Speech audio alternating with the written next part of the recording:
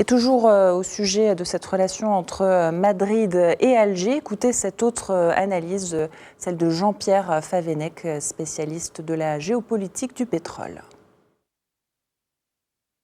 Il y a beaucoup de pression de la part des Américains qui ont des quantités très importantes de gaz issus du gaz de schiste. Et maintenant, les États-Unis ont beaucoup de capacités d'exportation de GNL dans la région de la Louisiane et à partir du gaz de schiste. Et les États-Unis sont prêts à faire des prix nécessaires pour atteindre les marchés. Ce n'est pas tout à fait le cas de l'Algérie qui a toujours eu une position en matière de prix qui était une position un tout petit peu, si vous me permettez, un tout petit peu rigide en disant que le gaz et le pétrole étaient des produits nobles qui nécessitaient une certaine valorisation et qu'ils étaient nécessaires au pays. Ils ne pouvaient pas vendre le gaz à des prix très bas. Il y a deux gazoducs qui alimentent l'Algérie, l'un qui passe par le Maroc et qui remonte par le détroit de Gibraltar qui dessert l'Algérie, je crois en partie le Portugal, puis un autre gazoduc qui traverse carrément la Méditerranée et qui revient vers la côte méditerranéenne de l'Espagne. Il est certain que dans la situation actuelle, d'un côté on a une baisse très forte de la demande de pétrole et de gaz et d'autre part on a des disponibilités extrêmement importantes, aussi bien de pétrole et aussi de gaz. Donc n'importe qui est capable de vendre et souhaite